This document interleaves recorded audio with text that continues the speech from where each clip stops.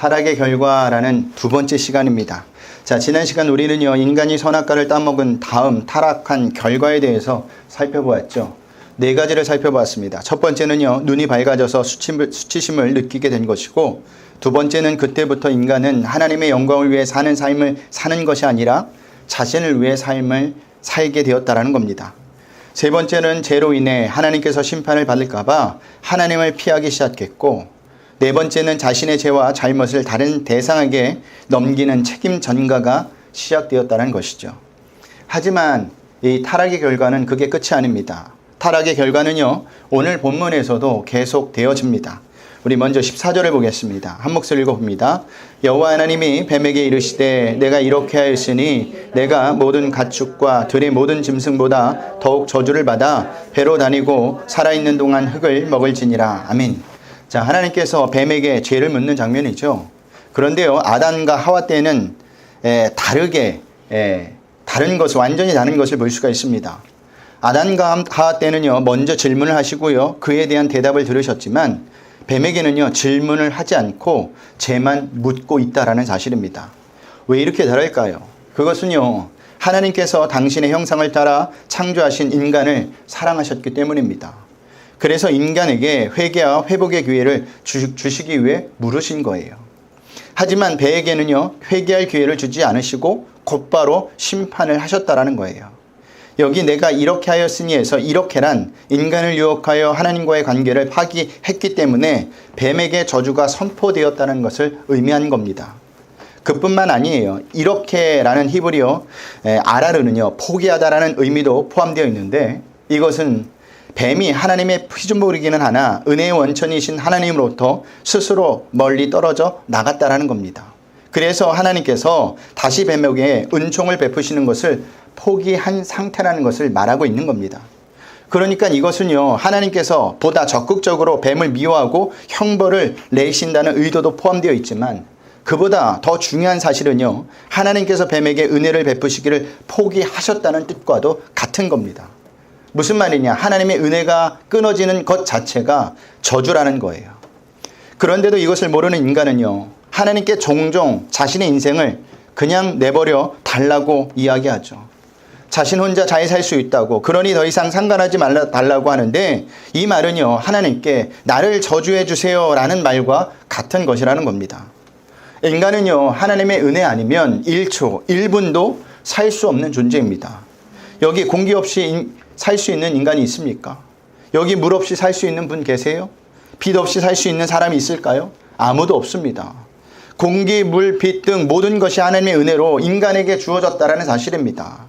그 말인즉슨 인간은요, 절대로 하나님의 은혜 없이는 살아갈 수 없는 존재라는 사실을 잊지 마셔야 한다는 사실이에요. 그래서 예수님께서도 이렇게 말씀하셨습니다. 요한복음 15장 5절의 말씀을 보겠습니다. 요한복음 15장 5절 말씀입니다. 우리 한 목소리 읽어봅니다. 나는 포도나무요 너희는 가지라. 그가 내 안에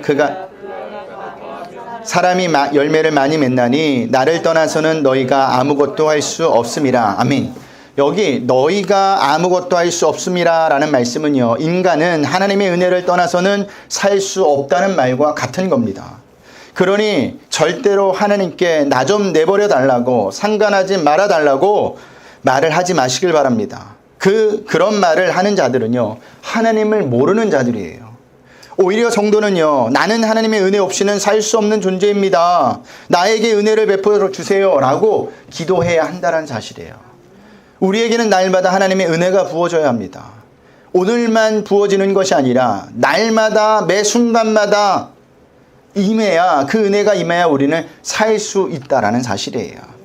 우리 15절도 보겠습니다. 오늘 본문 15절입니다. 다 같이 읽겠습니다. 내가 너로 여자와 원수가 되게 하고 내 후손도 여자의 후손과 원수가 되게 하리니 여자의 후손은 내 머리를 상하게 할 것이요 너는 너희의 발꿈치를 상하게 할 것이니라 하시고. 아멘. 자, 여자와 원수가 되게 하고, 그것도 모자라 여자의 후손과 원수가 되신다고 합니다.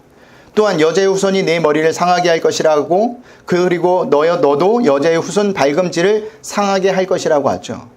한마디로 앞으로 이 둘 관계가 치열한 싸움으로 전개될 것이라는 것을 말씀하고 있는 내용이에요.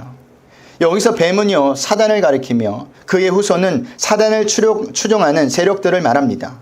그리고 여자의 후손은요, 하나님께서 택하신 백성 곧 성도와 그의 머리가 되시는 예수님을 가리킨다는 사실입니다.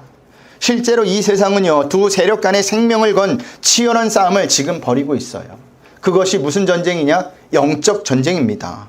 한쪽은요, 죽어가는 자들을 구원하시기 위해서 정말 많은 노력을 하고요. 또 한쪽은 죽어가는 자들을 그냥 죽게 하기 위해서, 자기와 함께 지옥에 끌고 가기 위해서 계속 싸움을 벌이고 있다는 사실입니다. 이러한 영적 전쟁은요, 이 세상에 인간의 역사가 끝나는 그 순간까지 계속될 것입니다. 여자의 후손은요, 뱀의 머리를 상하게 할 것이며 뱀은 여자의 후손의 발꿈치를 상하게 할 것이라고 합니다. 여기 머리를 상하게 한다는 것은 치명적인 상처를 입힌다라는 거예요. 머리 다치는 것이 위험하죠. 반대로 발꿈치가 상하게 한다는 것은요, 가벼운 상처를 이야기합니다. 그 의미는요, 전쟁의 승패는 이미 결정났다는 겁니다. 좀 더 쉬운 말로 이야기하면 이겨놓은 싸움을 지금 성도들이, 하나님의 백성들이 하고 있다라는 사실이에요.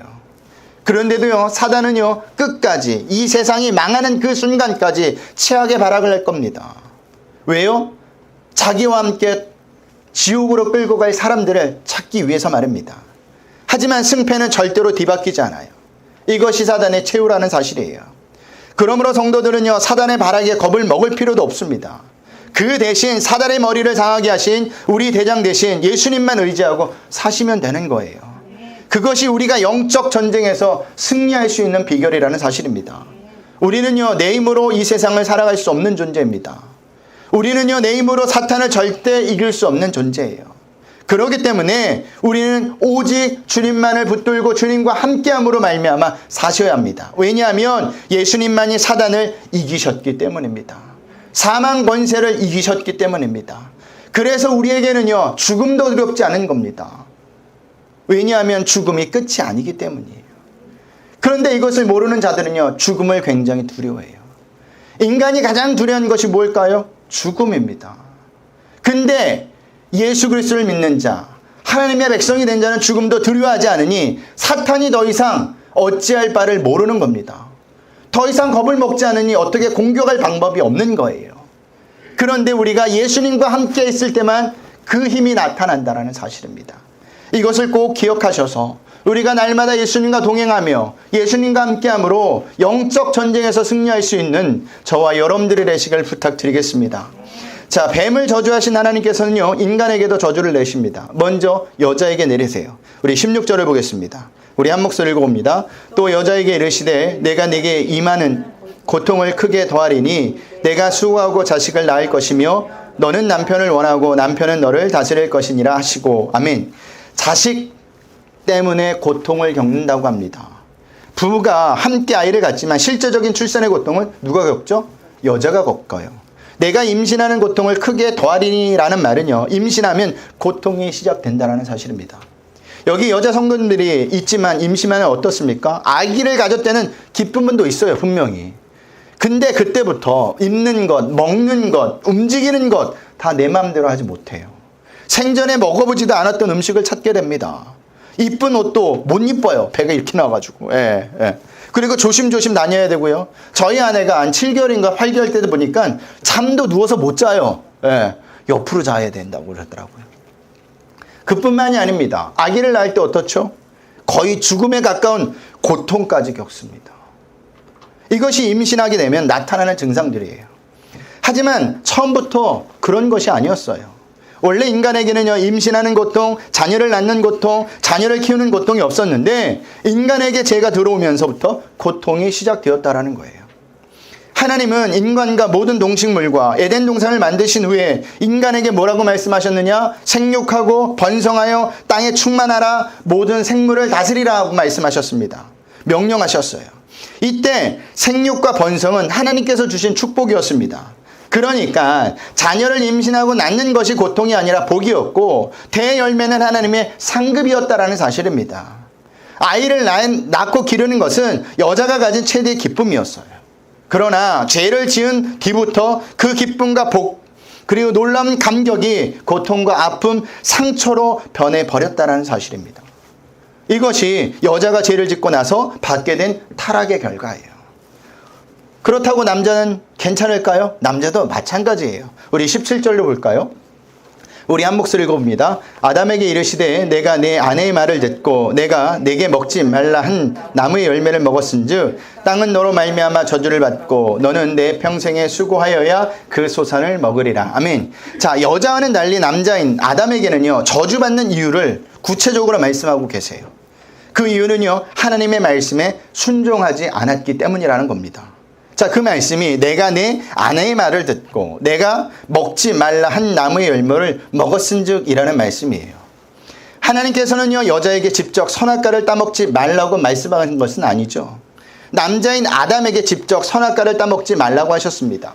그런데도 아담은요, 하나님의 말씀보다 아내의 말을 더 들었다라는 사실이에요. 아무리 아내의 말이라고 해도 하나님의 말씀보다 우선이 될 수 없는 겁니다.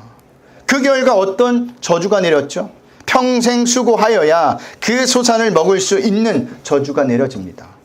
여기 나오는 평생이라는 단어는 말은요, 살아있는 모든 날 동안 단 한순간도 빠짐없이 라는 의미입니다. 그 일로 인해 아담과 그 후손들은요, 일을 하지 않고서는 살 수가 없는 존재가 되어버린 거예요. 지금 우리가 아담의 후손이잖아요. 일을 하지 않고 살 수 있는 사람이 어디 있겠습니까? 아무도 없어요. 반드시 일을 해야 한다는 사실입니다. 그런데 하나님께서는 왜 이런 수고와 고통을 인간에게 허락하셨을까? 고생 좀 해봐라는 의미에서 그러셨을까요? 아니에요. 하나님께서 허락하시는 모든 것들은요, 인간을 골탕 먹이기 위해서 그러시는 것이 아니라 수고와 고통을 통하여 죄가 얼마나 무서운 결과를 가져오는지를 깨닫게 함으로써 죄를 멀리하기 위함이었습니다. 그렇기 때문에 우리는요, 이 땅에서 수고와 고통을 경험할 때마다 죄가 얼마나 무서운 것인지를 깨달아야 합니다. 그것을 깨닫는 자만 살아요. 하지만 깨닫지 못하는 자는 죽습니다. 그러니 하나님께서 우리에게, 하나님의 백성에게 허락하신 모든 어려움이 있다면 그것은 우리에게 벌 주시기 위한 것이 아니라 우리를 살리는 방향으로 하나님께서 인도하신다는 것을 절대 잊지 마시길 부탁드리겠습니다. 우리가 여기서 한 가지 더 살펴볼 것이 있습니다. 그것은요, 아담과 하와는 죄를 짓고 하나님께 핑계를 대고 다른 대상에게 책임을 전가했지만 그럼에도 하나님 앞에서는 죄인으로 형벌을 받았다는 사실입니다. 이것은요, 마지막 심판대 앞에서도 마찬가지일 거예요. 이런저런 핑계를 대고 책임을 다른 사람에게 전가해도 공의의 하나님은 봐주지 않아요. 있는 그대로 정확히 심판하신다는 사실입니다. 마태복음 25장을 보면요, 달란트 비유가 나와요. 어떤 사람이 타국으로 떠나 종들에게 달란트를 나눠주죠. 한 사람에게는 10달란트를, 한 사람에게는 2달란트를, 한 사람에게는 1달란트를 나눠주고 떠납니다. 자, 10달란트와 2달란트를 받은 사람들은요, 장사를 하여 이익을 남기지만 1달란트를 받은 사람은 그것을 그냥 땅에 묻어둬요. 시간이 흘러 그 종들의 주인이 돌아와서 결산을 하게 됩니다. 10달란트와 2달란트를 받은 종들은요, 장사를 하여서 이익을 남겼다고 하자 주인이 칭찬을 하죠. 그런데 1달란트 받은 종은 어떻게 이야기합니까? 이런저런 핑계를 대면서 주인에게 책임을 전가하는 모습을 보여줍니다. 우리 한번 볼까요? 마태복음 25장 24절 25절 말씀입니다. 우리 화면에 나와 있는데 다 같이 한 목소리를 읽겠습니다. 1달란트 받았던 자는 와서 이르되 주인이여 당신은 굳은 사람이라 심지 않은 데서 거두고 해치지 않는 데서 모으는 줄을 내가 알았으므로 두려워하여 나가서 당신의 달란트를 땅에 감추어 보소서 당신의 것을 가지셨나이다. 아멘. 자, 보세요. 1달란트를 받은 종의 핑계를 들어보면 누구에게 잘못을 돌리고 있죠? 주인에게 잘못을 돌리고 있는 겁니다. 그것이 주인이여 당신은 굳은 사람이라 심지 않은 데서 거두고 해치지 않는 데서 모으는 줄을 내가 알았으므로 라는 말씀이에요. 한마디로 내가 이렇게 한 것은 당신이 그런 사람이기 때문에 어쩔 수 없는 일이었다고 지금 핑계를 대고 있는 겁니다. 그런데 주인이 그 1달란트 받은 자를 이해해 줍니까? 아니에요. 이해해 주지 않습니다. 그 결과 그 종은 어떻게 되죠? 어두운 데로 내쫓김을 당하게 된다는 사실입니다. 마태복음 25장 30절 말씀을 보겠습니다. 우리 한 목소리 읽어볼까요? 이 무익한 종을 바깥 어두운 데로 내쫓으라. 거기서 슬피 울며 이를 갈리라 하니라. 아멘. 자, 여기서 말하는 어두운 데란 마지막 심판 때에 악한 자들과 사단이 갇히게 될 지옥을 말하는 것인데, 한 번 가면 영원히 빠져나오지 못하는 것을 말합니다. 그러니 슬피 울며 이를 갈 수밖에 없는 거예요. 다른 말로 이야기하면 후회를 했다라는 사실입니다. 지옥에 갇히게 되면요, 슬피 울며 이를 가려도 소용없어요. 후회해도 소용이 없다라는 사실입니다. 시험은요, 못 보면 다시 보면 돼요. 대학은 떨어지면 그 다음에 다시 갈 수 있는 기회가 있어요. 요즘은 군대도 그렇더라고요. 군대도 가서 힘들면 저 나가겠습니다, 못하겠습니다 라면 내보내준대요. 그리고 나중에 몸 좀 튼튼해지고 하면 다시 오라고 이야기한대요. 이처럼 세상에 많은 것들은 기회라는 게 있습니다. 하지만 지옥에 갇히게 되면 기회가 없어요. 그것이 끝이라는 사실입니다. 그렇기 때문에 우리는 이 땅의 삶을 살면서 죄를 지었다면 반드시 회개를 하셔야 합니다. 핑계를 낸다고 책임을 전가한다고 없어지거나 그냥 넘어가지 않아요.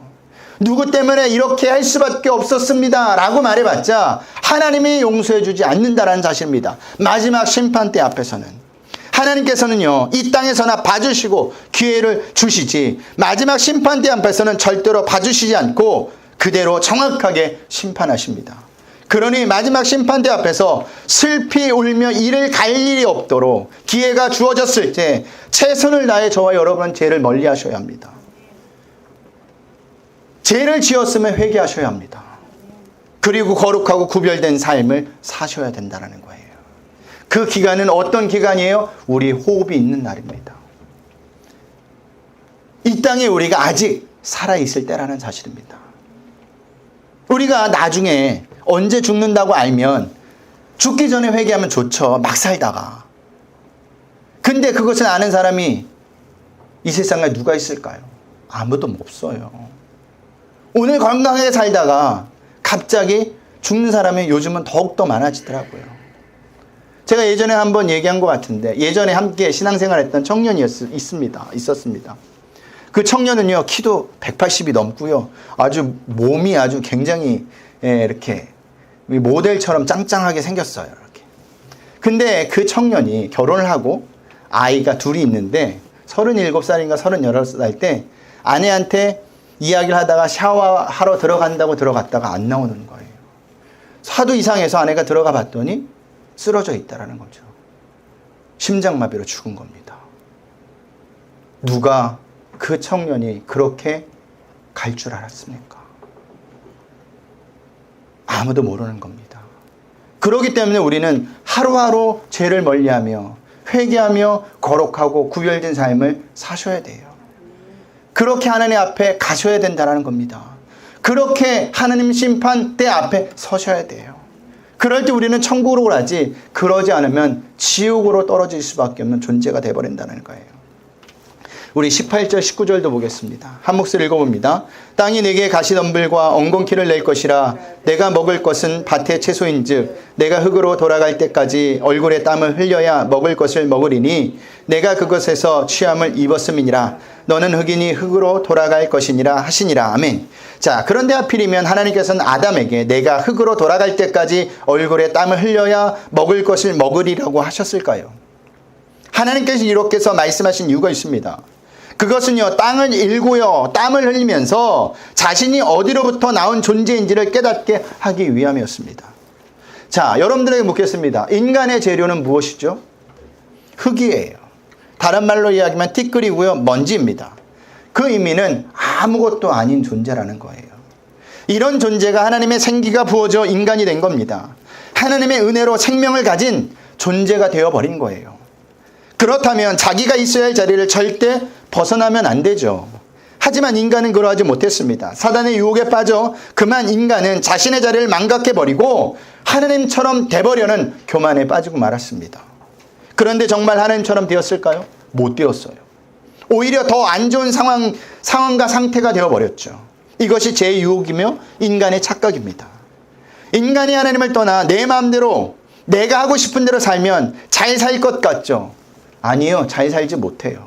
왜냐하면 인간은 하나님을 떠나서는 절대 살 수 있는 존재가 아니기 때문이에요. 처음부터 하나님만을 전적으로 의존하고 의지해야만 살아갈 수 있는 존재로 창조된 것이 저와 여러분이라는 사실입니다. 그런데 사단은요, 자꾸만 인간을 부추겨서 하나님을 떠나도록 살도록 유혹하고 있습니다. 그게 잘 사는 것이라고 착각하게 만들어요. 그 유혹은 굉장히 달콤해요. 그럴듯합니다. 그래서 정신을 똑바로 차리지 않으면 누구나 넘어가게 돼 있는 거예요. 그렇기 때문에 우리는 늘 우리 자신이 어떤 존재인지, 누구로부터 생명이 주어진지를 아는 것이 중요한 거예요. 그래서 하나님께서 아담에게 땅을 일구며 살으라고 명령하신 겁니다. 땅을 일구면서 나는 흙이었지, 나는 먼지였지, 나는 티끌이었지, 나는 아무것도 아닌 존재였는데 하나님의 은혜로 이렇게 사는 것이지 깨달으라는 겁니다. 이것을 잊지 않을 때 교만하지 않아요. 이것을 잊지 않을 때 하나님을 떠나지 않습니다. 사단의 유혹에 넘어가지 않는다라는 사실입니다. 그래서 하나님께서 아담에게 너는 흙이다 라고 말씀한 것이고 흙으로 돌아갈 것이다 라고 말씀하셨다라는 사실입니다. 자, 하나님은 이렇게 타락한 인간에게 자신들이 어떤 존재인지를 깨닫게 하시는 것으로 끝나지 않아요. 하나님은 사랑의 하나님이셔서 인간에게 살 길을 마련해 주십니다. 우리 21절을 보겠습니다. 우리 한 목소리 읽어봅니다. 여호와 하나님이 아담과 그의 아내를 위하여 가죽옷을 지어 입히시니라. 아멘. 자, 하나님께서는요, 아담과 하와가 무화과 나무 잎으로 만들어 입었던 치마를 벗기시고 가죽옷을 지어 입히십니다. 치마는 어딘만 가릴 수 있죠? 네, 아래 엉덩이 둘레만을 가리는 것을 말합니다. 그런데 하나님께서 지어주신 가죽옷은요, 윗문 전체를 가리고 무릎까지 내려오는 긴 옷을 가리켜요. 그런데 그 의미는요, 아담과 하와에게 더 좋은 옷을 입히셨다라는 말이 아니에요. 완전한 제사함, 곧 구원을 의미한다라는 사실입니다. 보세요. 가죽옷을 만들기 위해서는 어떻게 해야 되죠? 반드시 동물이 죽어야만 합니다. 그냥 만드는 것이 아니에요. 거기에 희생이 따른다라는 사실이에요. 이것은요, 제사를 의미하는데 하나님이 타락한 인간을 위해 친히 동물을 죽이시고 그 가죽옷으로 인간의 죄를 덮어주셨다라는 사실입니다. 이처럼 타락한 인간의 수치를 덮어주시기 위해서는요, 죄 없는 동물이 희생된 사실은 타락한 인간의 죄를 덮어주시기 위해서 스스로 죄 없는 어린 양이 되셔서 십자가에 못 박혀 죽으신 예수님의 대속의 희생을 예표하는 겁니다. 하나님께서 타락한 인간의 죄를 덮어주시기 위해 죄 없는 동물을 희생시켜듯이 또 죄 없으신 당신의 독생자 예수님을 희생양으로 삼으셨다라는 의미예요. 그로 인해 죄로 인해 죽을 수밖에 없었던 인간에게 구원의 길이 열렸다라는 사실입니다. 이것이 성경에 나오는 덮어주심의 은혜예요. 이 덮어주심의 은혜는 성경에서 계속해서 나타납니다. 예를 들어 방주도 여기에 해당이 돼요. 도피성도 여기에 해당이 되고요. 그리고 출애굽기에 나오는 어린 양의 피로 좌우, 임방, 문설주에 바른 것도 여기에 해당됩니다. 죽을 수밖에 없는 죄인들이 방주 안에 들어와 도피상 안에 들어와 좌우 임방 피를 받은 그 집 안에 들어온 자만이 살 수 있고 구원을 받을 수 있다라는 겁니다. 그러니까 죄로 죽을 수밖에 없는 자는 예수님 안에 들어오면 살게 된다는 것을 우리에게 지금 가르쳐주고 있는 거예요. 구원받게 된다는 것을 우리에게 가르쳐주는 거예요. 그러니까 예수님만이 우리의 구원이시라는 사실입니다. 예수님만이 우리를 마지막 심판대 앞에서 천국으로 인도할 유일한 길이라는 것이고 예수님의 옷을 우리가 입어야 한다라는 사실이에요. 여러분들에게 다시 한번 말씀드리겠습니다. 예수님 안에만 구원이 있습니다. 예수님 안에만 진리가 있습니다. 예수님 안에만 소망이 있어요. 우리가 그러니 날마다 삶을 살면서 마지막 심판대 앞에 가는 그날까지 예수 그리스도로 피로 옷을 입으셔야 한다는 사실입니다. 그래야 우리의 모든 죄가 덮어지고요, 하나님이 예수님을 통하여 우리를 의롭게 여기시고 천국 백성으로 인도하신다는 사실이에요. 인간의 노력, 인간의 열심 중요하지 않아요. 오직 예수님만이 우리를 구원하십니다. 오직 예수님만이 우리의 죄를 담당하십니다. 오직 예수 그리스도만이 우리를 깨끗해 보이게 할 수 있다라는 사실입니다.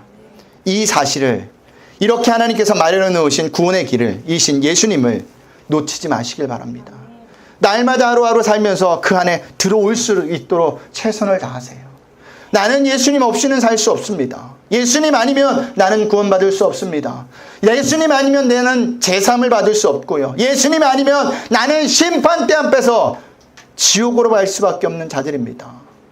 나에겐 오직 예수님뿐입니다 라고 고백할 수 있는 저와 여러분이 되셔야 돼요. 그것이 오늘 성경에서 우리에게 알려준 가죽옷이라는 사실입니다. 여러분들에게 마지막으로 부탁드리겠습니다. 예수님 안에서 사십시오. 예수님 안에 거하십시오.